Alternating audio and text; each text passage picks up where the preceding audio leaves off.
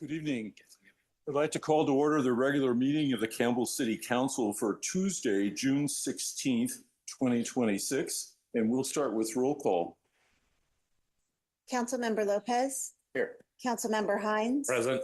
Councilmember Scazola. Here. Vice Mayor Bybee. Present. Mayor Furtado. Here. I'd ask you to please join me in the Pledge of Allegiance.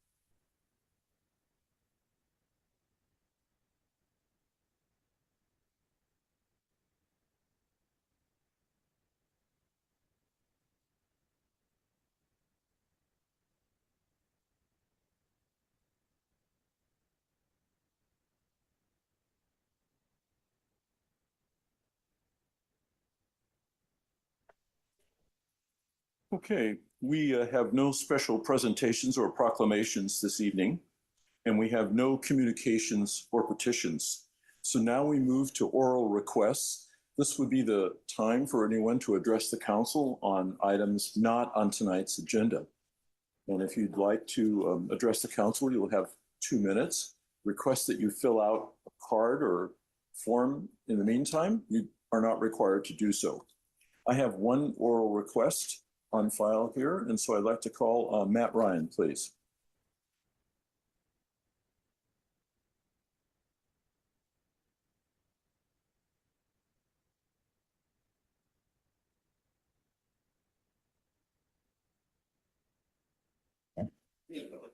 Good. All right.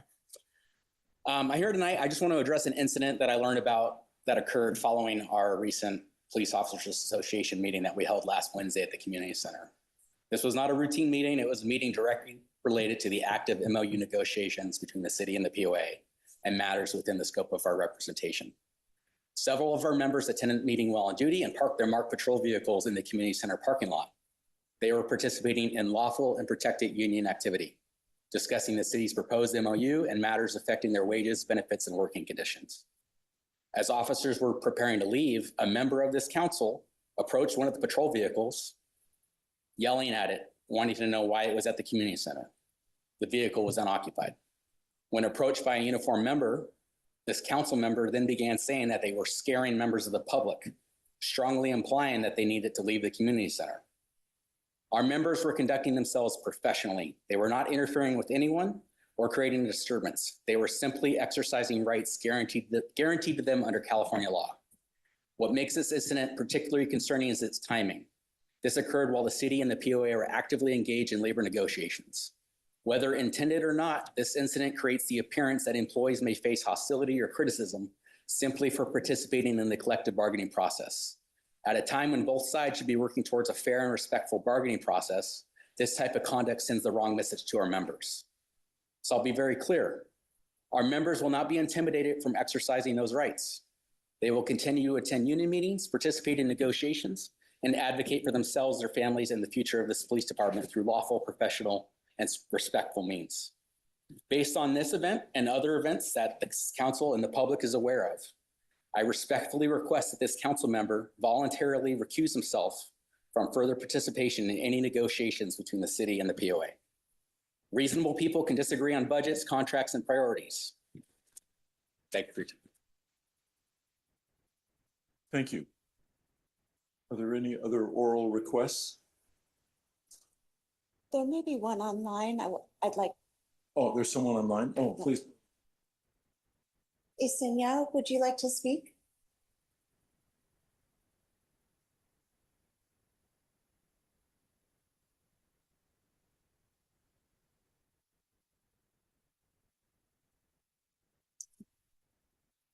So too hard to speak.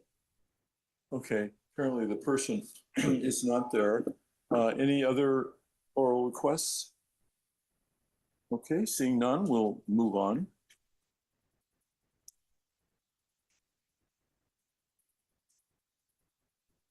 So now I move on to council announcements. So I have a few announcements here on behalf of the City Council. The Campbell Museum is hosting an e-waste and recycling event this Saturday, June 20th. It will be held in the Ainsley House gravel parking lot from 9 to 1. For information on what you are allowed to recycle, please visit the Campbell Museum website at www.campbellmuseums.com. The second announcement is that the Campbell Summer Concert is back with a full concert season. We're pleased to see that. Participants may dance, find a place to just sit and listen and relax if they wish. It's at the Orchard City Green, which is where we've held it for several years. The event offers a variety of music and performers, from bands that we enjoy every year to newcomers that we're excited to welcome. The concerts are held on Thursday nights from 6:30 till 8 p.m., and the first concert will start on July 9th. This is also a great time to support the Campbell Museum Foundation by purchasing food and drinks at the event. More information is available on the City of Campbell website, www.campbellca.gov. And the third announcement is that the summer music nights will also return this summer, beginning on Friday, July the 10th.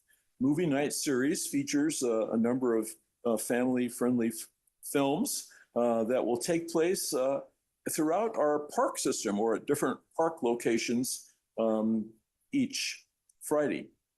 And the first movie is called The Incredibles, and it will be showing, they all start at dusk. This one will be held at the John D. Morgan Park at the Pony Baseball Diamond. All films will start, as I said, at sunset or a little earlier, depending upon the light. Participants are invited to bring long chairs and blankets and sweaters. Feel free also to bring a picnic or snacks. Carpooling is recommended. More information, again, can be found on the city's website, www.campbellca.gov.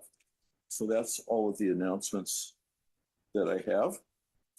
So now we'll move on to the consent calendar. This evening's consent calendar include items 7.1 to 7.9, which the council will take as a single item of business unless a member of the council, a member of staff, or a member of the public would like us to pull an item for further discussion. And I would just personally like to pull item 7.7 for further discussion. Would anyone else like to pull an item for further discussion? Seeing none, could we have a motion to approve items 7.1 through 7.9 with the exception of item 7.7? Also move. I'll second. Motion by Vice Mayor Bybee, second by Councilmember Hines. Roll call, please. Councilmember Lopez. Aye. Councilmember Hines. Aye. Councilmember Scozola. Aye. Vice Mayor Bybee. Aye. Mayor Furtado. Aye. Just before we discuss item 7.7, I just want to take note of the fact that one of the items that we did just approve that I'd like to acknowledge is to item 7.9. That was to accept a donation from Dale Scribner for a bench installation at the Campbell Community Center running track. It's actually going to be installed, of course, just off the track of the northwest corner of the park, of the track area. And I'd like to publicly acknowledge and thank Mr. Scribner for his generous donation to the city to allow this to happen. Okay, so now we'll move to item 7.9. As I mentioned, this was the item that I requested. 7.7. Oh, yeah, 7. Yeah, that we discussed further. And this is the consideration of the adoption of a resolution dispensing with the bidding procedures set forth in our municipal code, approving a consultant service agreement with Project Sentinel for rent dispute and mediation services, and authorizing the city manager to execute the agreement. So my question was, I just kind of wanted to ask from our representatives in planning, specifically housing, how this project has been going and what the status is on approximately the number of cases that have been addressed perhaps over the last year or so, and just kind of a general report on the success of this process for mediating and hopefully resolving disputes that occur between for those that rent their facilities and their landlord. So, good evening, Mayor. Eloise, thank you. Yes, good evening. Mayor and council members. Eloisa Murillo Garcia, Housing Manager. Yes, I do have some data on the so I have a number of different categories, but for the current fiscal year, so please note that this data is only runs until third quarter because Project Sentinel reports to us on a quarterly basis. So we'll get the year-end report sometime in July after the end of the fiscal year. So just keep that in mind with the data. I do have data from prior years, however, though. So through March 31st of 2026, and that's July 1 of last year through March 31st of this year, they have received 124 calls and have provided information and referral. They've opened 37 cases and they've counseled 47 individuals, and they've done 3 conciliations. And as I said, I do have data going back from prior years.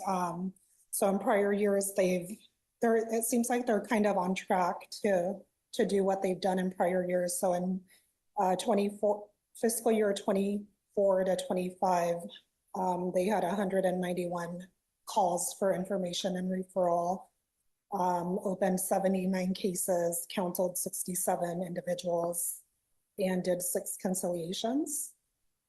So I don't know if you have any specific questions. And I do want to note that we have a representative from Project Sentinel available on Zoom if you have specific questions of Project Sentinel. So we have Yesenia Macias, who's the Director of Tenant Landlord Counseling and Dispute Resolution.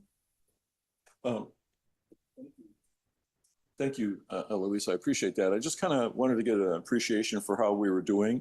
And are you and the department satisfied that this process that we have and with this organization that it is addressing issues of rent concern and so on? I'm not sure that, I'm not trying to say that everything gets resolved in everyone's satisfaction, but are you satisfied that the process that we have and this particular approach that we're taking is satisfactory to address city needs? Yes, That's what I'm sure. the program has been satisfactory in my time here, and I do have, regular communication with Project Sentinel as well.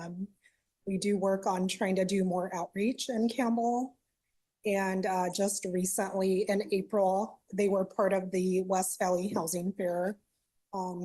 Just to get the word out about their services, and they're always looking for different outreach activities. So, Okay, thank you.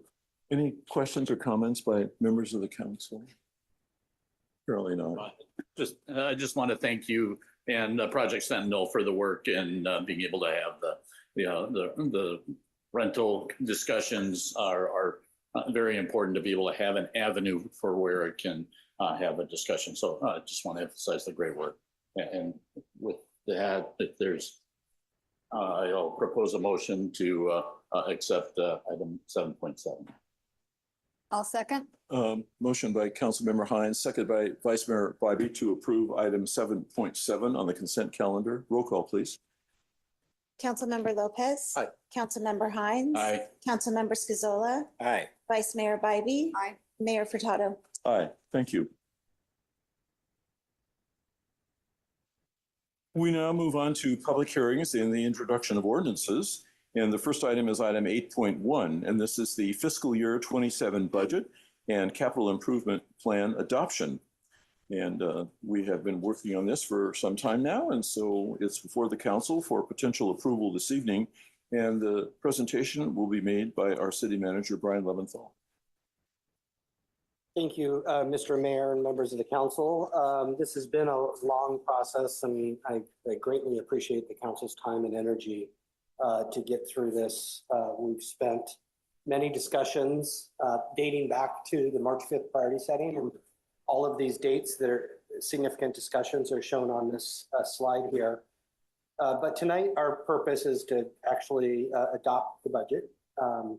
And it's been an iterative process, and every time we come back to you, we've made small changes or improvements, maybe not so small, based on council feedback.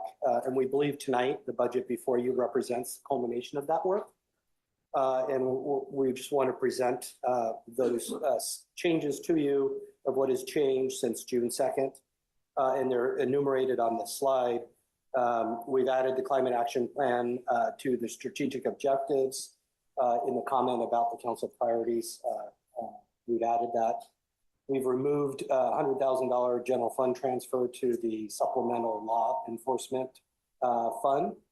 We've reduced utilization of reserves by that same 100,000.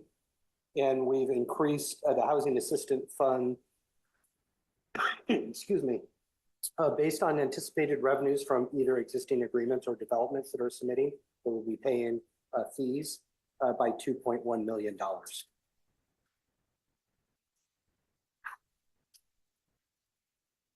So this slide really shows you the culmination of that work in one chart. So you can see for our general fund, the comparative revenues and expenditures in each of the last 3 fiscal years and the proposed budget. You can see this year where it shows a reserve draw, that's the $2,692,000, call it $2.7 million that we're pulling from the reserve in order to balance the revenues and expenditures.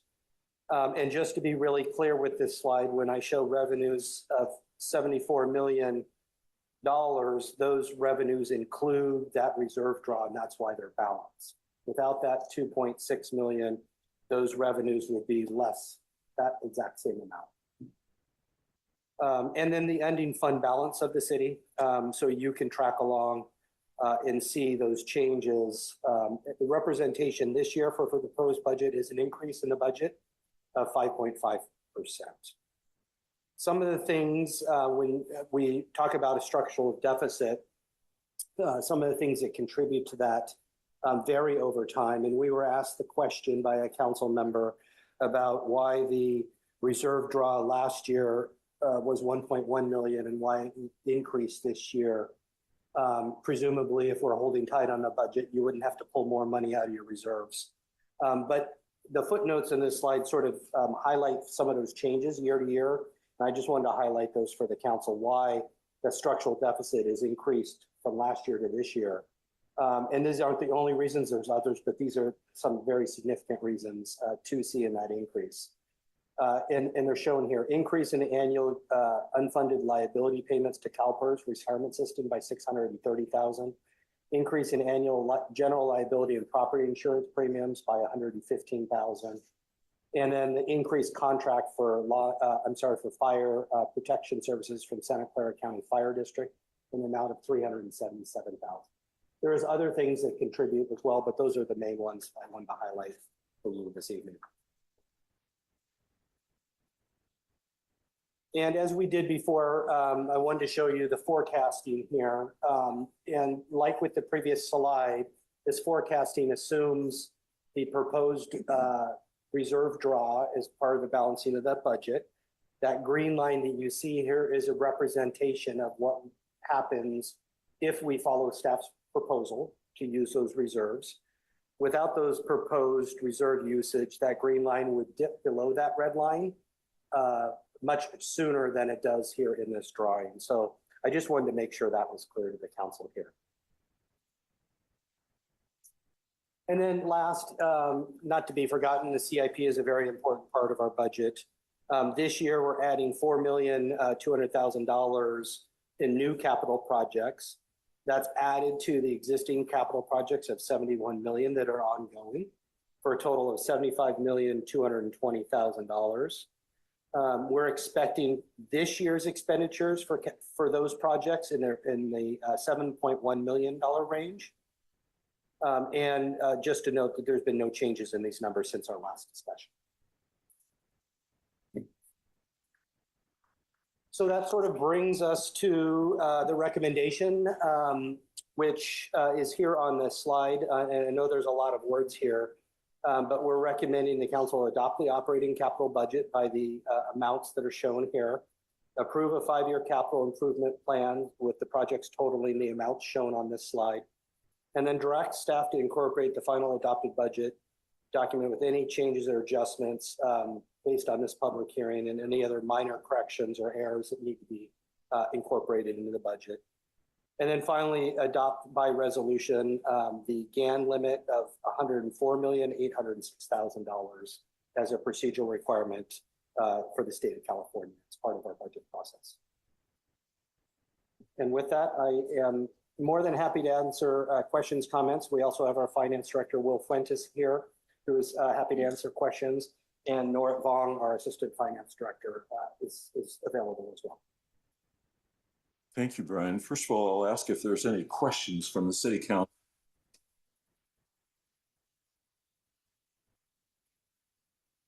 Okay, we have no questions. So the next step is I would like to open the public hearing to allow any member of the public to comment on this agenda item, specifically the potential approval of the city's budget for the next fiscal year. Would anyone like to speak during public comment? Is there anyone online? No, there's one online. Apparently not. I will close the public hearing and bring the matter back to the council then. What is the pleasure of the council?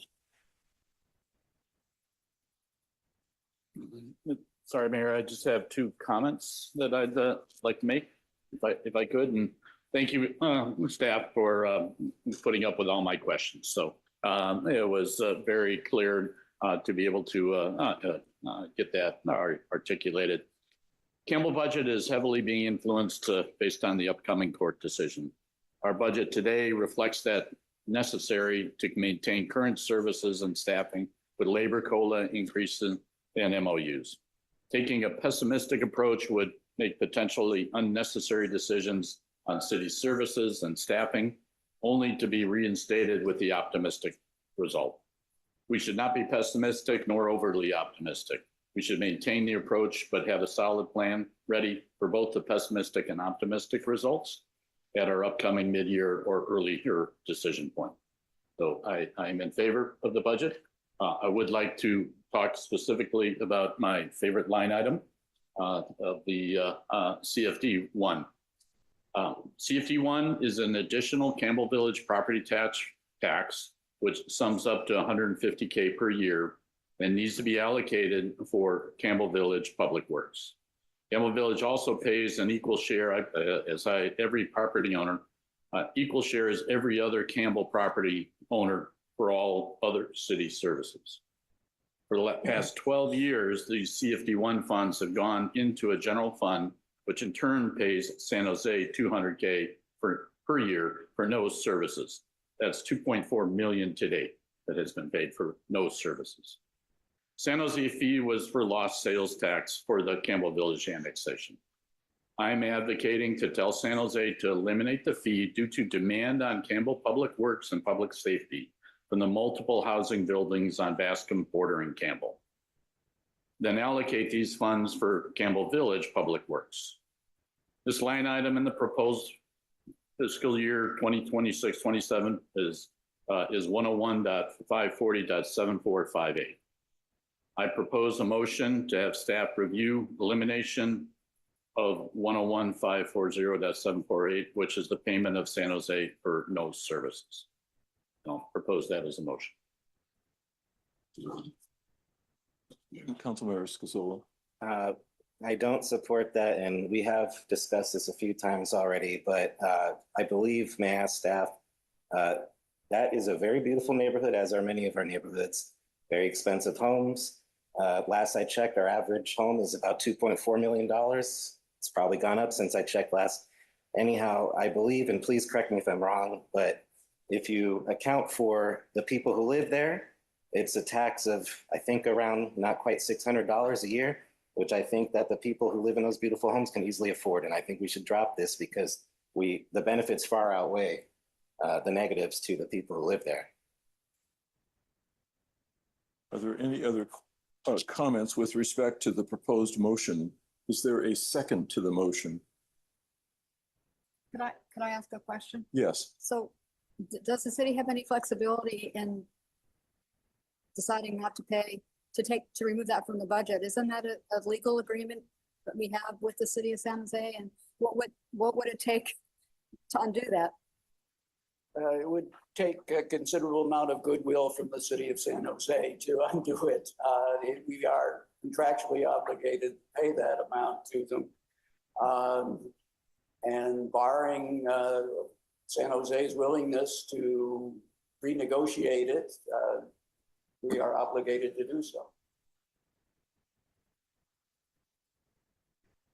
Yeah, and my motion was to ask staff to review being able to the elimination of that prospect. So once again, I'll ask if there's a second to the motion. Seeing none, that motion fails. I'll just make a brief comment on that. I don't think that it needs to be part of the budget vote, but I think it's appropriate to review that and we can discuss more. I think it's really ultimately a political resolution if there is one. So I want to keep the budget discussion with the staff recommendation, but I understand the frustration. I wanted to just have that as a separate motion. But again, I accept the budget as listed and no discussion. Yeah, I just want to say that I have heard from you, Terry, many of my council members, when it comes to things of this nature, staff time costs money. And so, maybe, I've asked for things that I thought would take relatively little staff time to look into that didn't get looked into because it was argued towards me, oh, we don't have the time for that. So I would just use that same argument in this case, that especially when we have budget shortfalls and we're pulling from reserves, I just think wherever we can save money, I don't think this is an issue. Anyways, thank you. Any other comments with respect to the budget? Okay. Yes. I just want to thank staff and all of the departments for getting us to this point. And I know it's been a lot of work and a lot of back and forth. The one thing that I did mention to the city manager, I did want to be sure that the service objectives do get included in the final budget document. I really feel that those serve as a matter of accountability and transparency to the community, and they should be somewhere that we can measure our productivity.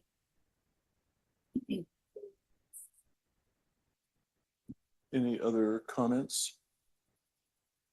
Would someone like to make a motion to approve the budget? I'll move adoption of the staff recommendation to adopt a budget and CIP. I'll second.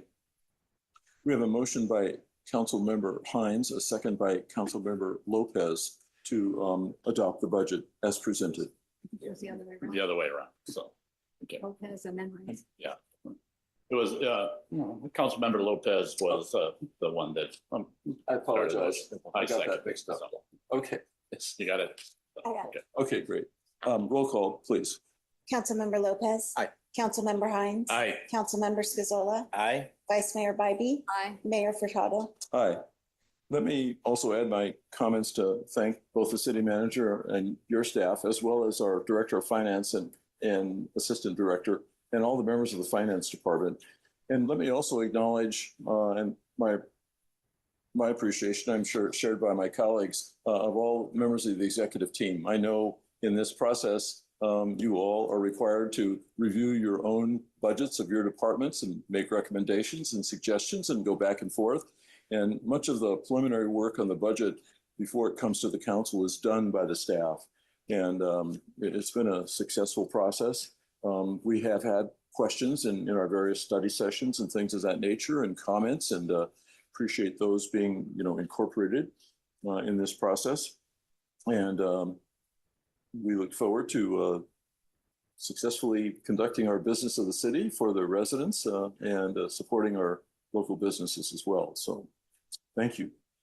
We now move on to item number 8.2, and this is Council Compensation 2026. And once again, the presentation will be made by the city manager. So Brian, please go ahead. Thank you, Mr. Mayor and members of the council. This item's before you. It's something that we talk about every 2 years about adjusting council compensation. We typically like to do it before the election season opens, and it would become effective next January. The state law and the government code establishes the limits to council member compensation. And more recently, Senate Bill 329 made an adjustment to those salary ranges last time we discussed. Currently, the salary by council members is set at $1,275. The law allows that to increase for each year by 5%. But put it into perspective for you, that number is a very small number. The total increase allowed by statute at 5% per year would be $127.50 per month increase from the prior salary of the council members, and total $1,402.50. So it's at $1,275. The statutes would allow it to increase up to $1,402.50, and the council can certainly do anything within those two numbers should the council choose to want to compensate its members to a lesser degree.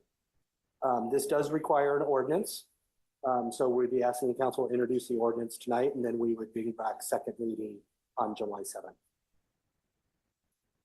Thank you. First, I'll ask if there's any questions. Members of the council?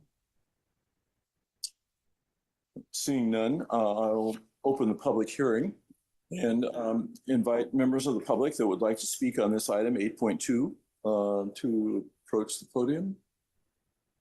Is there anyone online? Apparently not. Okay, I will close the public hearing and bring the matter back to the council for discussion.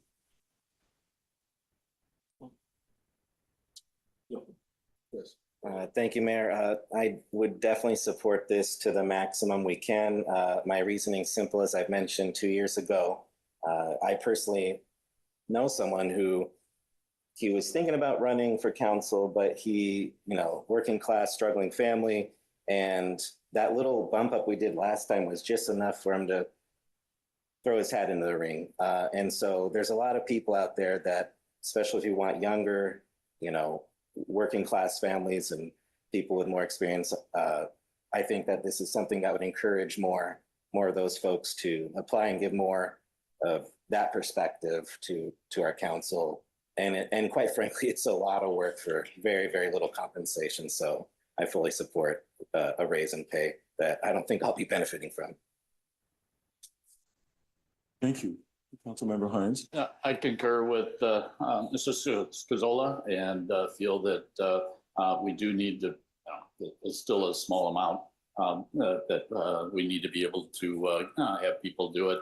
There's a certain amount of fiscal prudence to hold off until Measure K, but I will defer to the council's decision and approach on that.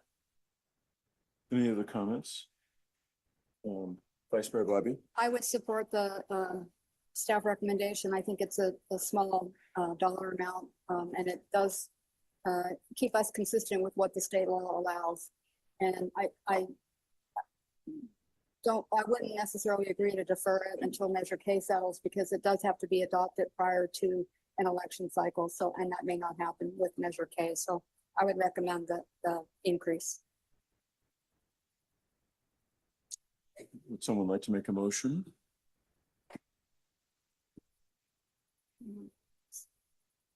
Okay, so I'll go ahead and make the motion to introduce an ordinance adjusting the council member compensation within this limit set forth by Government Code Section 3516. Second. We have a motion by Vice Mayor Bobby, second by Councilmember Scazola. Roll call, please. Councilmember Lopez. Aye. Councilmember Hines. Aye. Councilmember Scazola. Aye. Vice Mayor Bybee. Aye. Mayor Furtado. Aye. The city clerk will now read the title of the ordinance. An ordinance of the City Council of the City of Campbell adjusting city council compensation for calendar years 2027 and 2028. I move that further reading be waived. I'll second. Roll call, please. Councilmember Lopez. Aye. Councilmember Hines. Aye. Councilmember Scazola. Aye. Vice Mayor Bybee. Aye. Mayor Furtado. Aye.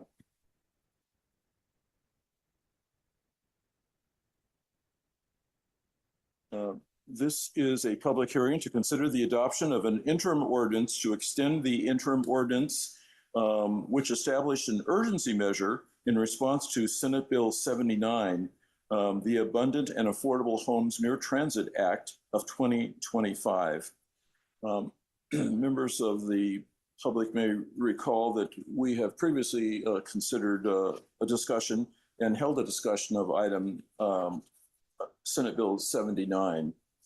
In this particular item, members of the city council who live within a close distance of this area or own property within this distance are required to recuse themselves. And has been previously noted, Council Member Lopez, Council Member Hines, and myself either live or own property in that area. So therefore, we three would recuse ourselves from further discussion.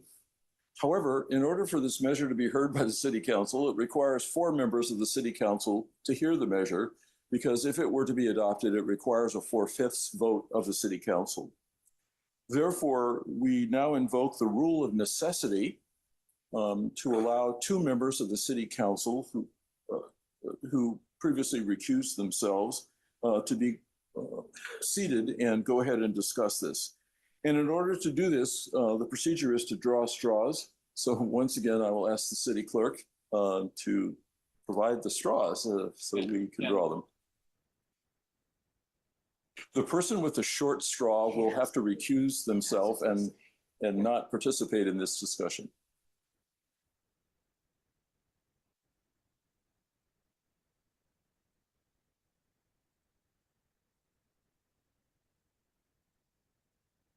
Okay. I'm sorry. To defer the mayor's. I will do that. So I have drawn the short straw, so I will recuse myself from this item and I will pass the gavel for the discussion of this matter to the Vice Mayor.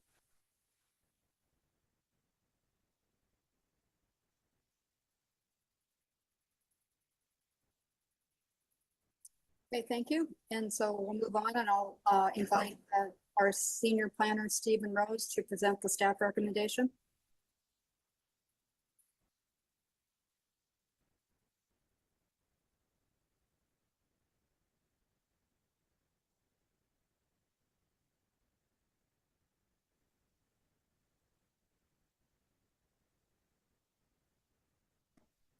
Thank you and good evening, Acting Mayor Bybee and members of the City Council. Item before you is to consider the extension of a previously approved urgency ordinance related to SB 79. Just as a reminder, SB 79 authorizes the city to exclude certain sites from applicability. 2 relevant categories to Campbell in particular are those walking path exclusions, so sites which are greater than 1 mile walking from a transit stop, as well as historic register sites. On June 2nd, the City Council did in fact identify sites that were eligible for removal and took action to do so. As an urgency ordinance, it was effective for an initial period of 45 days, and it is set to expire on July 17th unless it's extended. The item before you tonight seeks to extend the item for 10 months and 15 days with the intention of providing staff time to develop and return with permanent policies for adoption. And as noted earlier, as an urgency ordinance, it does require a 4/5 vote of the City Council for adoption. In conclusion, staff is recommending that the City Council adopt an interim ordinance extending the urgency ordinance. And that concludes staff's presentation, and I'm available for any questions. Thank you, Stephen. Are there any questions of the council for Stephen?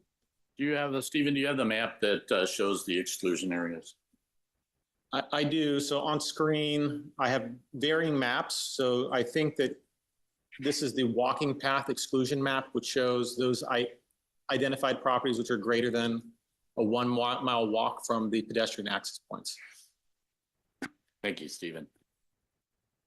Any other questions? Okay, at this point, I will open the public hearing and invite anyone in the audience or anyone online to speak on this item. Is there anyone in the council chamber that wishes to address the council? And do we have anybody online? With that, I'll close the public hearing and bring it back to council for discussion and or a motion. Any council members? No discussion. Yeah, I don't really have comments, but I would move the staff recommendation. I'll second. So we have a motion by Councilmember Lopez and a second by Councilmember Hines to move the staff recommendation. Could we have a roll call vote, please? Councilmember Lopez. Aye. Councilmember Hines. Aye. Councilmember Scazola. Aye. Vice Mayor Bybee. Aye. At this point, I'd ask the city clerk to read the title of the ordinance. Being an interim ordinance of the City Council of the City of Campbell, extending interim ordinance number 26-2350, which established urgency measures in response to Senate Bill 79, the Abundant and Affordable Homes Near Transit Act of 2025, file number PLN-2025-170. Thank you, Kristen. And is there a motion to waive further reading? So moved. Second. Motion by Councilmember Lopez, second by Councilmember Hines to waive further reading. Could we have roll call? Councilmember Lopez. Aye. Councilmember Hines. Aye. Councilmember Scazola. Aye. Vice Mayor Bybee. Aye. The motion passes, and if we could get Mayor to part of that.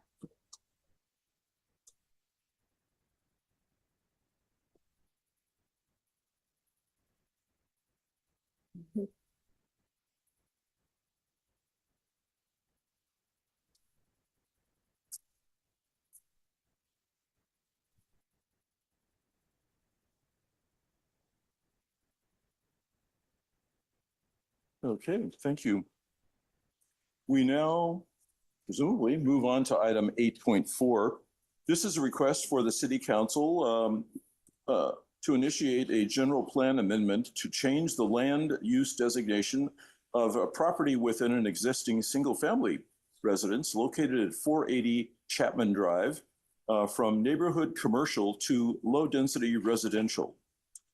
And the staff report on this presentation will be made by Daniel Fama, Senior Planner.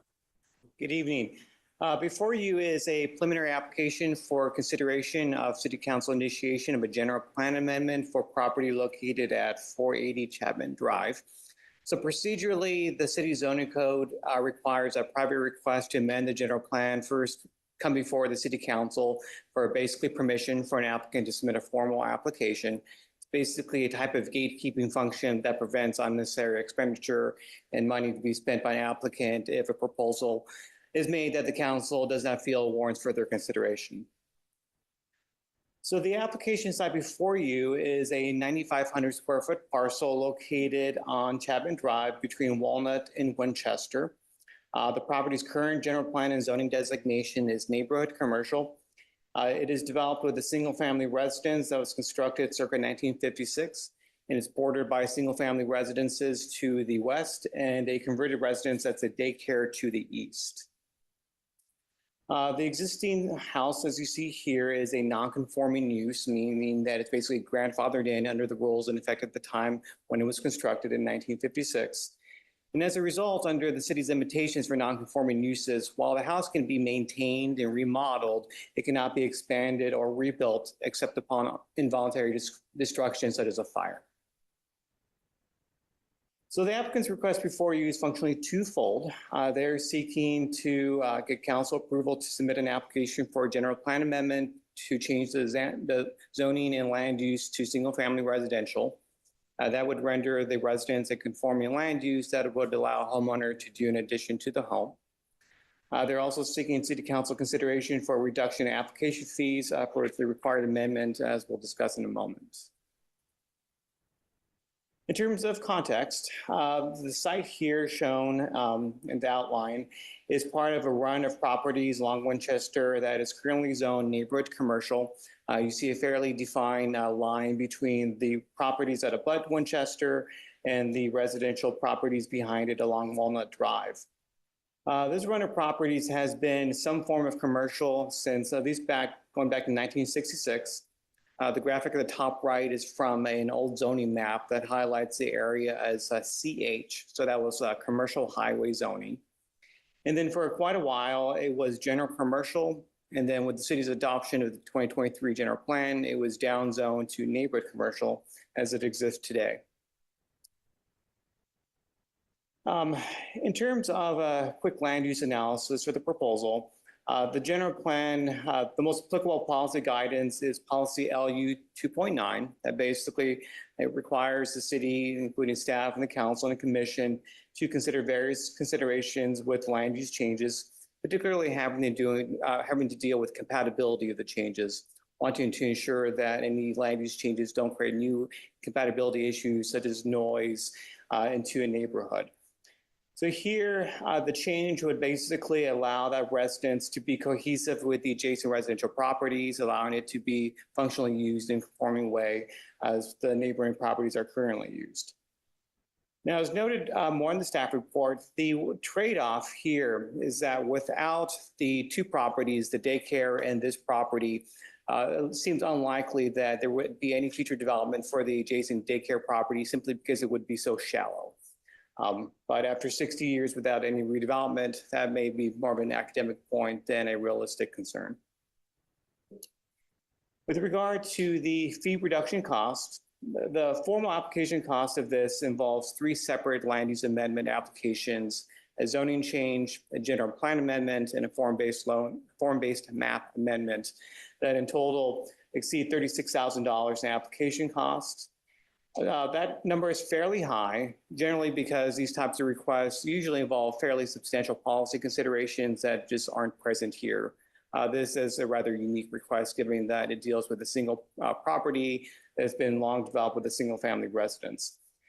So based on an estimate of 24 hours of staff time that would incorporate basic staff report presentation, review by director, holding public meetings, estimated cost is about $6,000 for a realistic cost recovery basis. So in terms of staff recommendation and next steps, staff does recommend that the City Council adopt a resolution that would authorize initiation of the general plan amendment, subject to the formal application being submitted within 1 year's time. And just to clarify, this actually would not guarantee approval.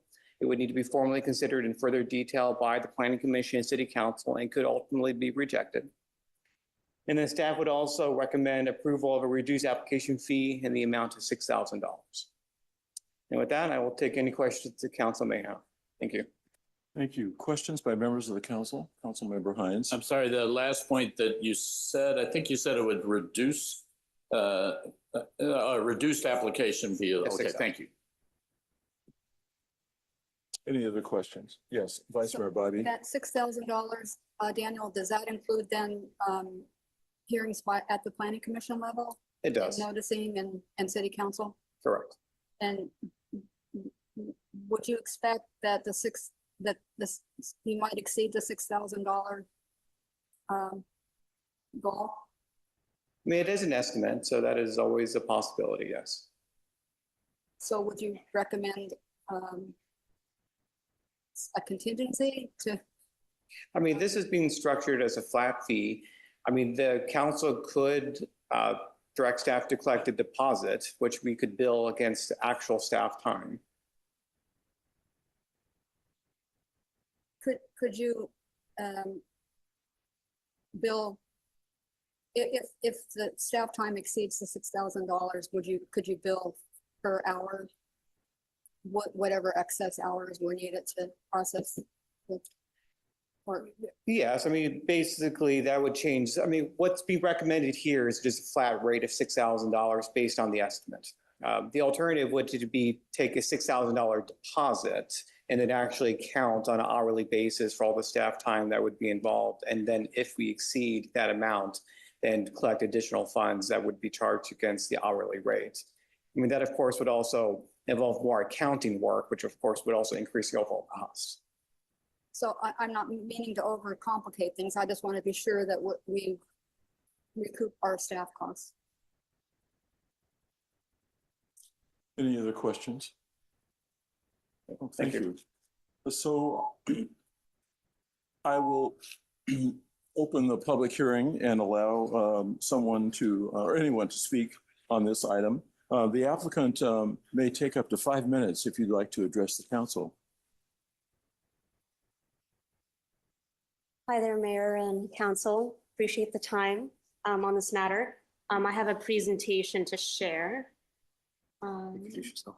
Oh, and I'm Jenny from GKW Architects. I'm Gordon from GKW Architects. Okay. All right. All right, so we are here presenting the 480 Chapman Drive project. And the general plan amendment would allow the owners to be able to expand their home. They are a husband and wife with 2 kids, one of which is a newborn. So this addition to their home would help their expanding family. 7 months and 4-year-old. Let me move this over here. Okay. So the existing floor area is 1,470 square feet. It's a 3-bedroom, 2-bath. They would like to add 499 square feet to the rear of the house. It would increase the size of their great room and allow them to add an office or flex room with a new floor area of 1,969 square feet. This is the rear view of their home as it is currently. We have put together a rendering of the proposed house with the addition. With an extra kid. Yeah, actually, Yes. maybe ours. Play date, yeah. And And this is an aerial view of the existing home and the proposed aerial view of the addition. And this is the front view. And as you can see, the addition is not visible from the front. that concludes our presentation. Any questions? We're here and so is the homeowner. And yeah, we really appreciate the time and we really do think the city of Campbell does a great job with all the local people here. All right. Thank you. Thank you. Thank you for your comments. I'll just ask clarification here. The item before us is a zoning change. And while I think it's fine to see the proposed new home, that is not what we're approving. We're simply approving the zoning change. Correct. And this item would come before the appropriate bodies, presumably the Planning Commission, I don't know, perhaps the council at a future time in terms of the specifics of the presentation that was just made. Am I correct in that? Yes. This would be, if ultimately approved by the city council, an addition of this type would just be a building permit and ministerial application. Thank you. However, thank you for your presentation. Would the applicant herself or himself like to speak as well?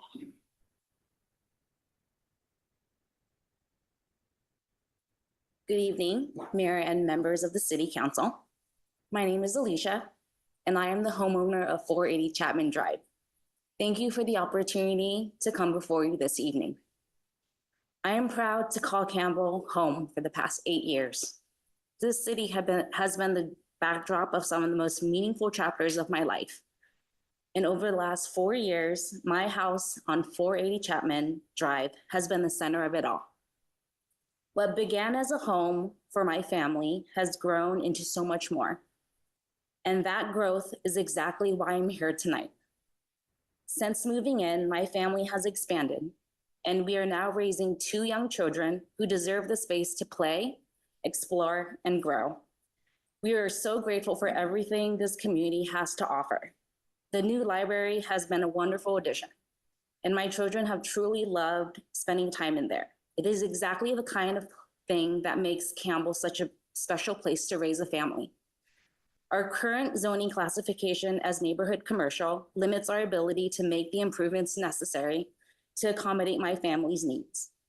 By approving my application to rezone, the preliminary application to rezone the property to low density residential, you would be giving us the opportunity to expand our home in a way that allows my children to thrive here in the community we love. This is not a temporary fix or a stepping stone. This is our forever home. We are deeply rooted in Campbell, invested in the neighborhood, and committed to being longstanding members of the community for many years to come. The rezoning approval would allow us to responsibly utilize the space we already have to create a comfortable, lasting home that reflects that commitment. I respectfully ask the council's support of this application, and thank you for your time and everything you do for the residents of Campbell. Thank you for your presentation. Appreciate that. Would anyone else like to speak on this item? Seeing none, I will close the public hearing and bring the matter back to the council for further discussion. Councilmember Lopez. Thank you. First off, thank you to the applicant. Your love for Campbell clearly comes across. And while we're of course not voting on the design, I appreciate hearing a little bit more about the plans. I do support the staff recommendation. I think for the, first off, I think just the zoning change is just common sense. So appreciate you being pragmatic there. I of course support cost recovery. But I just support going with the amount that's estimated, because as it is an estimate, it could exceed that amount, or it could also potentially be lower if ultimately it does, may not need every hearing that could go either way. And I think it's such a lower amount. It's better just do a flat fee. I think for larger projects, it may make sense to actually track and kind of have billable hours, but I'm cautious of creating more work for staff for what ultimately is going to be, I don't think, very much of a difference in either direction. Thank you. Any other comments? I might add myself that I do support the staff recommendation. If by chance, the fees involved would be less than what the flat fee is, I would just suggest that the staff come back to the council with a potential reduction of fees for some additional fees, which they will need to pay for permits and things of that nature. So with that, would someone like to make a motion? I'll move the staff recommendation. I'll second. Motion by Councilmember Lopez, a second by Vice Mayor Bybee. If there's no further discussion, roll call, please. Councilmember Lopez. Aye. Councilmember Hines. Aye. Councilmember Scazola. Aye. Vice Mayor Bybee. Aye. Mayor Furtado. Aye. Welcome and thank you.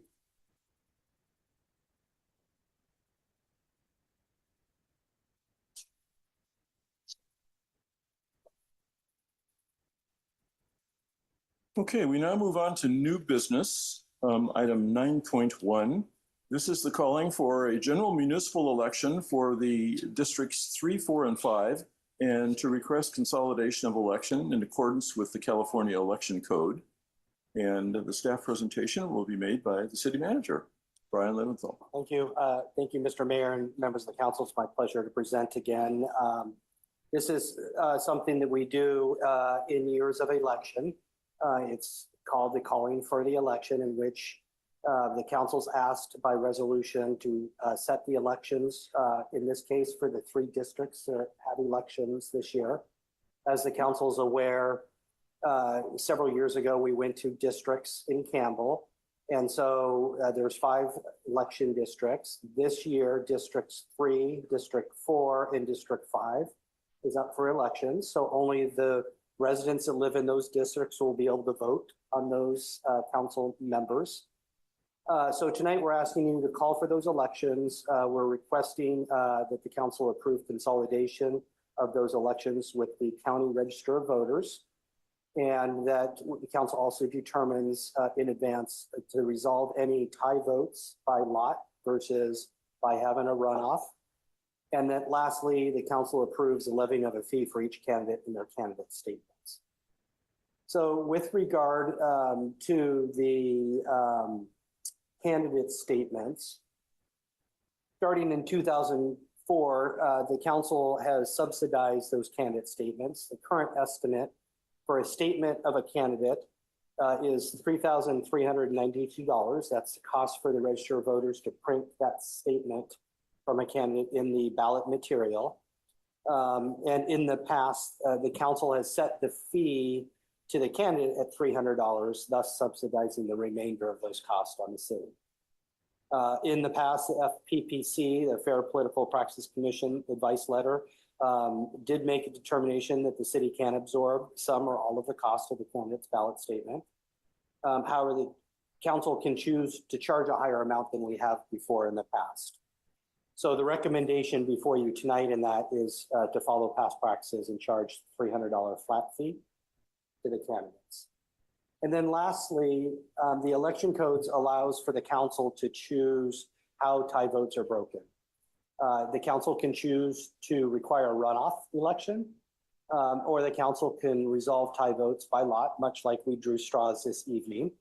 And it's staff's recommendation to resolve tie votes by lot if we were in that unfortunate situation, because the added cost to consolidated election. If we had a runoff election, it would not be consolidated because it would be sometime after the November election. We would have a standalone election, which would be tremendously expensive for the city. So our recommendation is to resolve those tie votes if we had one by lot. And then lastly, the staff report addresses what happens or what could happen, the council could choose if we don't have candidates that run in either district. There is a very short time window for the council to make that decision. But it's our recommendation that we don't make a determination what to do in that instance right now until the election filing period has come and gone. And then if need be, we would set up a special meeting of the council to talk through that. I just wanted to be clear on when we say calling for the elections about the dates for this. So if the council were to approve staff's recommendation this evening, the municipal election on November 3rd, the filing period for candidates wanting to file for one of those three districts would begin July 13th and would end August 7th. So those are the dates that we're working off. I know it's now only June, but we do this in advance so we can do the preparatory work for that. So if the recommendation by staff is approved by council, we would call for the municipal election. We would consolidate the election with the register of voters. We would determine to resolve any tie votes by lot, and we would levy a fee for each candidate of $300 for this. With that, I'm glad to answer any questions. Thank you. Any questions? Okay, no questions. I will allow some time for the public to comment on this matter. Would anyone like to speak on this matter before the council? Seeing none, I'll close the public comment and bring it back to the council for discussion or motion.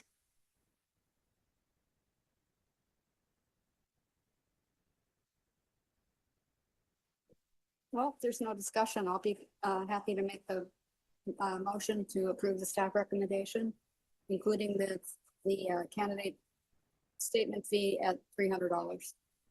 I'll second. Motion by Vice Mayor Bybee, second by Councilmember Hines. Roll call, please. Councilmember Lopez. Aye. Councilmember Hines. Aye. Councilmember Scazola.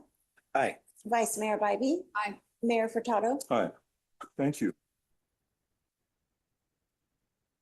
We now move to item 9.2. This is the approval and award of a contract to authorize the city manager to execute a consultant services agreement with GUIDA, that's an acronym, for city surveyor services. And the presentation this evening will be made by our Director of Public Works, Amy Olay. Good evening, Honorable Mayor and members of the City Council. The purpose of item 9.2 is to seek City Council approval to award a new contract for city surveyor services to GUIDA and authorization requested for the city manager to execute a consultant services agreement for an initial 2-year term with up to 3 one-year extensions. The reason we are seeking consultant services is because all subdivision maps must be signed by a licensed land surveyor for technical accuracy. And the city does not have the expertise in-house. So this then requires the city to contract with a consultant to provide the surveyor services and act as city surveyor. The contract also would cover miscellaneous surveying tasks, such as monument setting, for instance. So since 2021, the city has been working with CSG consultants, and the workload has increased significantly due to state housing laws. And so due to the workload, the agreement has been amended 6 times, with the most recent amendment expiring on June 30th. So with that, we issued an RFP in April where 6 firms responded. 4 firms were interviewed by a panel of engineering staff, and GIDA was identified as the most qualified firm after the full evaluation. Initial contract will be for 2 years and $250,000, with an allowance for 3 annual 1-year extensions of $125,000. And so the extension provides for CPI increases, and a contingency is included to address fluctuations based on workload. The costs are all budgeted in the Public Works Operating Budget, Program 740. However, the expenditures will be offset by map review fees, revenues that we get from the applicants. And with that, I'm happy to take questions. And I'm here, staff Roger Storrs, Senior Civil Engineer, is here with me. So we're both available for questions. Thank you, Amy. Questions for the Director of Public Works? No questions, so thank you. Would anyone, well, first, yeah, no questions from the council. Would anyone like to speak on this matter? Seeing none, I'll bring the matter back to the council for discussion or motion. Just having dealt with surveyors on one property that I had purchased and then had sold, it's a very important, and that survey was used quite often. So I fully support this, and I propose a motion to accept the staff recommendation for item 9.2 of the contract for the surveyor. I'll second. Motion by Councilmember Hines, second by the Vice Mayor Bybee. Roll call, please. Councilmember Lopez. Aye. Councilmember Hines. Aye. Councilmember Scazola. Aye. Vice Mayor Bybee. Aye. Mayor Furtado. Aye. Thank you. We now move to item 9.3, the approval and award of consultant services and agreement to BKF Engineers, and approve a funding agreement with the Valley Transportation Authority for the Hamilton Avenue Highway 17 southbound off-ramp, the widening project, project 24-CC, and to authorize the city manager to execute the appropriate agreements. The presentation, once again, by Director of Public Works. Thank you. Hello again. Purpose of item 9.3 is to seek council approval and award a consultant services agreement with BKF Engineers for $640,000 plus a 10% contingency and approval of a funding agreement with VTA for $256,000 in Measure B funds. This project would improve traffic operations at the Hamilton 17 southbound off-ramp by widening the ramp and adding a 3rd left turn lane. So addition of a left turn lane is needed to efficiently handle the traffic volumes at the off-ramp intersections and also address queues on the ramps and along Hamilton Avenue. By doing this, it will also give the city flexibility to reallocate green time from the off-ramp to Hamilton Avenue. So operational deficiencies were identified back in 2004 from the development of the coal site. And then subsequently, we have the Creekside Center and City Sports have also contributed funds. And to date, we have $544,000 in developer contributions. Additionally, the project has been included in VTA's long-range Valley Transportation Plan since 2009. And by doing that, that allows us to apply for grant opportunities. And therefore, the project was awarded Measure B funds in the amount of $2.4 million with a $600,000 local match. In early 2026, the RFP for design services was released, in which 2 proposals were received. BKF engineers ranked most qualified based on technical review and interviews. And so the scope for the consultant services would be, includes the environmental clearance and the design, which is the plan specs and the estimate, and then working with Caltrans to get the necessary permitting. So right now we have a current funding gap of $256,000. So with that, we went to VTA to use a portion of our $2.4 million, enhance the funding agreement with VTA. But the remaining funds that we have, about $2.1 million, will be retained for construction. So in terms of the project design timeline, we expect to complete the design and the environmental work through by December of 2027. And in early 2028, we will return to City Council for the approval of the PSNE. So what it allows us to do with a completed design package is that it will advance the project to be a bid-ready stage, and it allows us to compete for future construction grants. And with that, happy to take questions. And I have Aruna Baduna, our senior civil engineer, here with me. Thank you. Questions for Amy? I actually have one. One of the problems right now, and I could only see it possibly increasing, when you exit that ramp, if you exit west on Hamilton Avenue, you're oftentimes stopped by the stoplight there. And it holds the traffic for quite some time.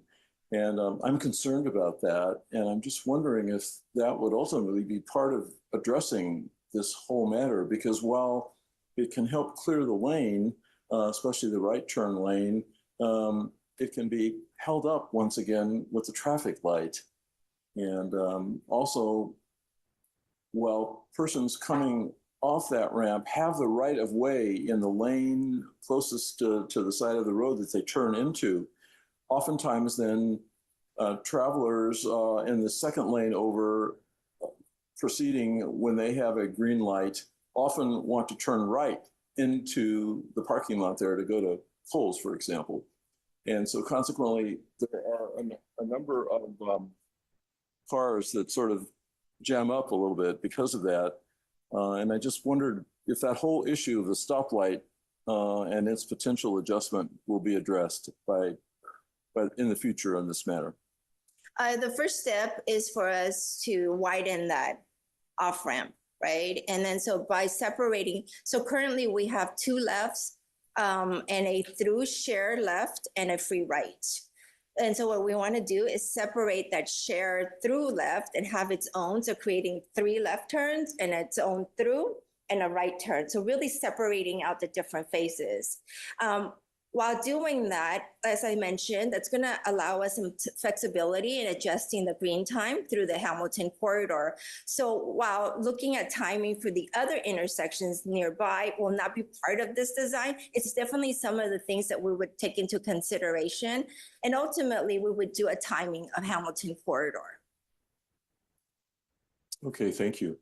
Any other, oh, yes, Vice Mayor Bybee. Likewise, I had a question about the right-hand turn, because right now it can be somewhat congested when you've got people turning right onto Hamilton and you have people coming west on Hamilton. They want to get over to make that right-hand turn there to turn down El Marita.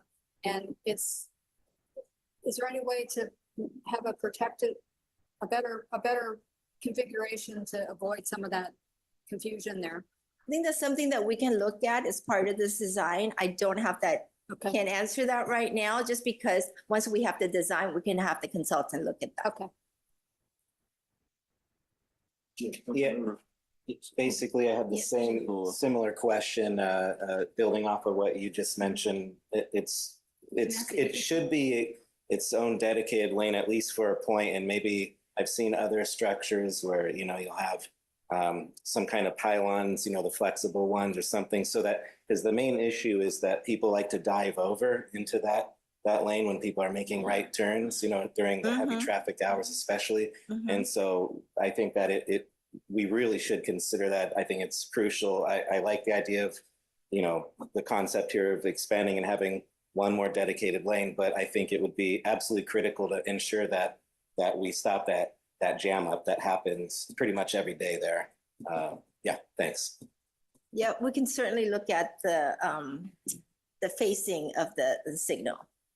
Councilmember Lopez. Thank you. I also just want to offer some feedback, you know, to pass on to the consultant. But my biggest concern there, and the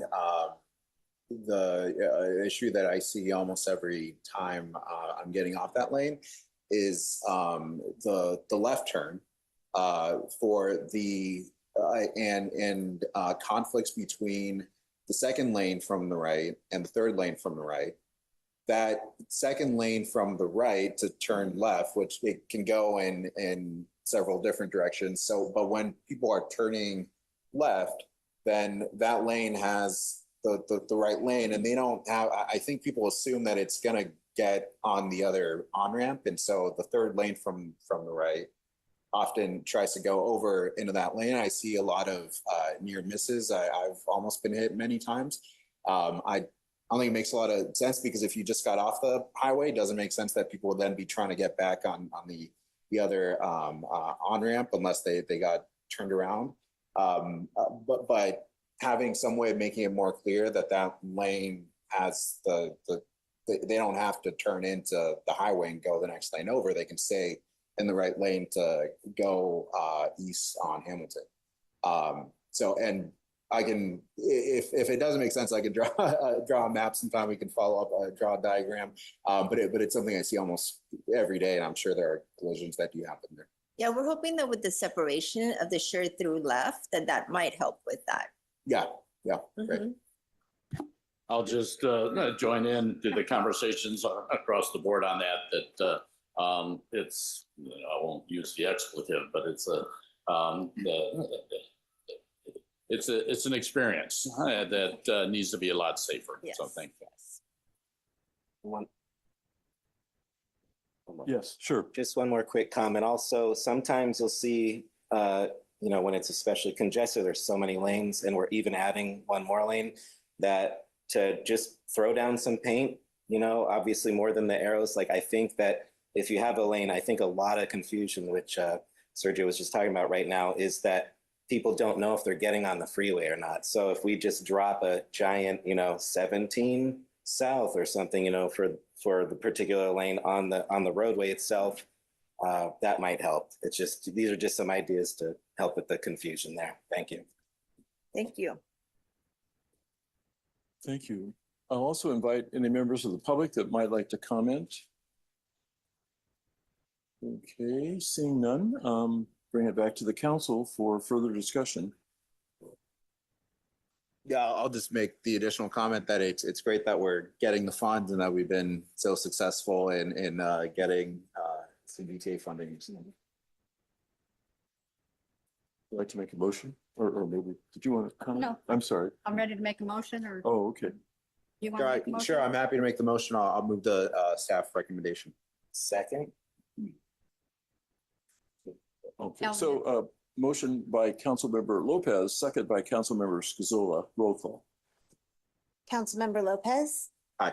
Councilmember Hines. Aye. Councilmember Scazola. Aye. Vice Mayor Bybee. Aye. Mayor Furtado. Aye. Thank you. Thank you. Okay, we now move to item number 9.4. This is the adoption of the technology disruption policy in compliance with Senate Bill 707. And the presentation will be made by Assistant City Manager Angelique Gaeta. Thank you, Honorable Mayor and members of the council.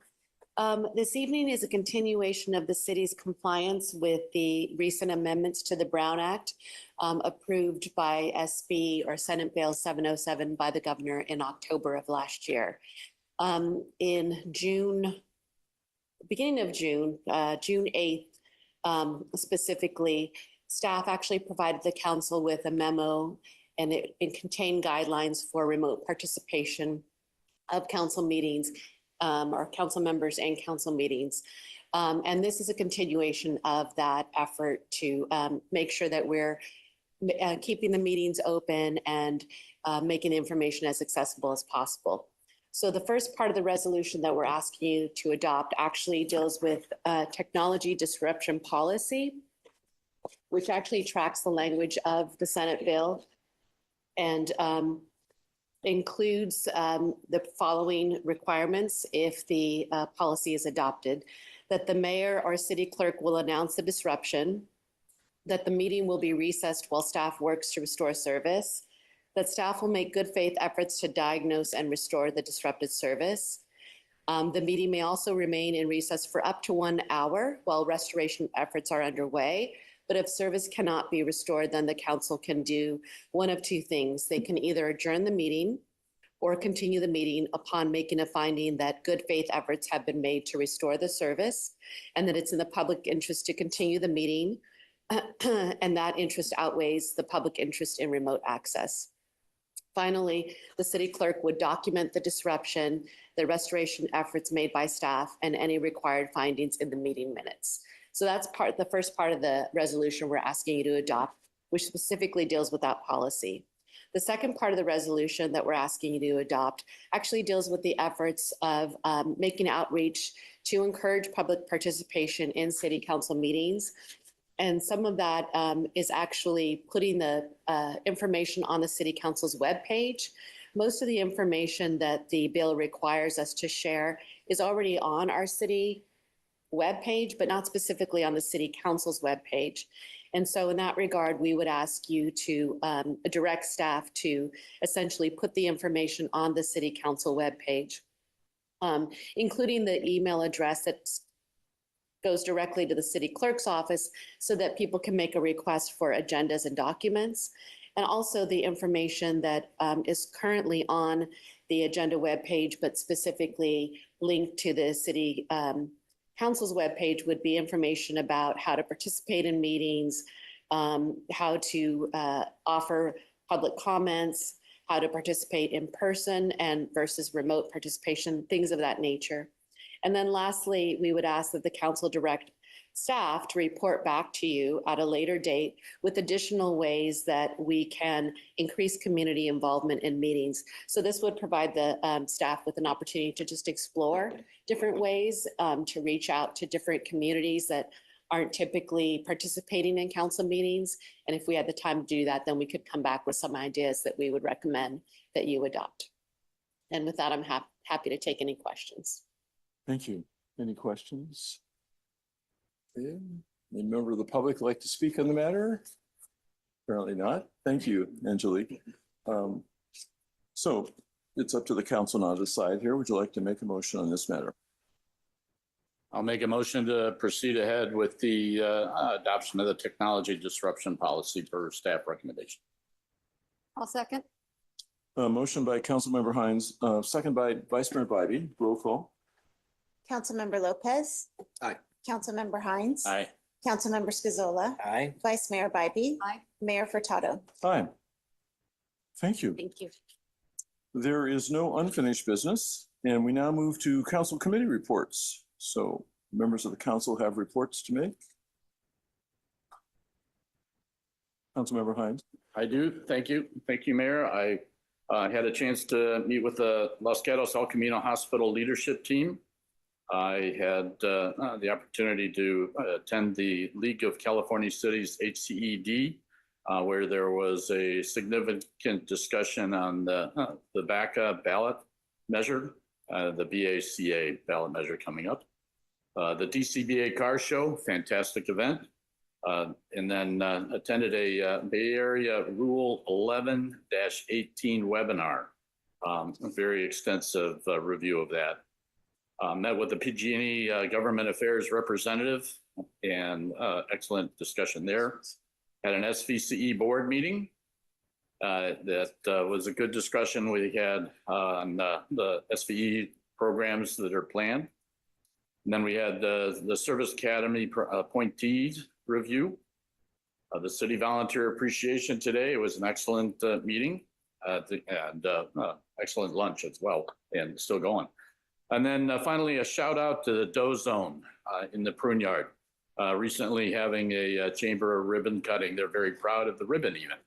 So I'd suggest to try out the Doe Zone. I had lunch there this this afternoon, so definitely recommend it.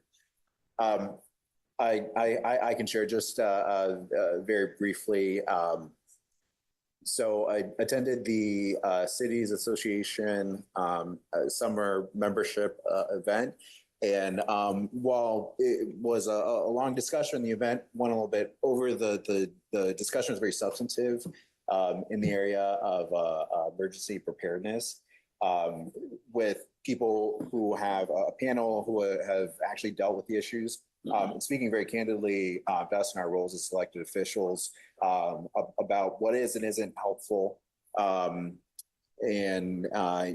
basically, in my own words, I would sum that up as don't make yourself the main character of the incident, and let staff do their jobs while helping amplify putting out guidance that they share. But very worthwhile event, and really appreciate the Cities Association, especially President Tina Walia, who really made that happen in Saratoga. You also had a VTA Board of Directors meeting, and the one thing that I'll just highlight there is the VTA is taking a summer recess, as is our ordinary practice. So there will be an additional meeting June 26th before going offline for the month of July and part of August. And also attended the Doe Zone opening. Great event, and I know they're excited to have the chamber there and to be coming to Campbell. Thank you. Any comments? Vice Mayor Buddy. Wanted to point out that I, along with Councilmember Lopez, attended the Education Subcommittee meeting last week. Also the Cities Association General Meeting, and then the Volunteer Recognition event this morning. And I just want to recognize all of our volunteers and how much the council appreciates their service to the city and their impact that they have on the city. Thank you. I also just want to add to the comments made previously about our volunteer recognition today. It turned out very nice. It was good that we were able to publicly honor and thank the volunteers for their countless hours of work and support on behalf of the city. And I think it was a very nice event. And also, I wanted to comment, Councilmember Hines, your brief comment regarding El Camino Hospital. We've seen in the press that El Camino is planning to revise what used to be known as Los Gatos Community Hospital, which they took over a few years ago, and replace that with a very large hospital there. That should be very interesting. And, we're very lucky in this area here to have so many great healthcare facilities. Of course, we have the Kaiser Outpatient Clinic right here in Campbell and Winchester Boulevard there, Sunny Oaks. But then also, I was advised that Sutter Health is planning to come to 900 East Hamilton Avenue, right over here, and open a specialty pediatric clinic. So that is very welcomed. Of course, we have county health facilities just a short distance away, as well as O'Connor Hospital, now owned by the county. And we have Good Samaritan Hospital. So we have a number of hospitals readily available to our residents and available to us and within close commuting distance, and more outpatient clinics as well. So I think that's great. I mentioned that I also wanted to attend, I did attend the U.S. Conference of Mayors meeting recently. It was held in Long Beach. A very good conference. It drew a lot of mayors. Of course, city issues are sort of almost universal. Affordability of housing was a big thing for us. We talked a lot about the environment. There was a presentation by the American Institute of Architecture. They have sort of transitioned or sort of specialized now in an area which I want to understand more about, but it's regenerative engineering, where they design buildings specifically with the ecology in mind and the environment in mind, making them sort of healthy buildings and environmental friendly. So really some very good talks about security, public health, not public health, but public official security and so on. It was a good meeting and I appreciate the opportunity to attend. So with that, very long meeting, but we got through it here actually in relatively short order. I once again thank the staff, city manager, city attorney, and city clerk, and the executive team, and my colleagues of the council, and I will adjourn the meeting of the city council.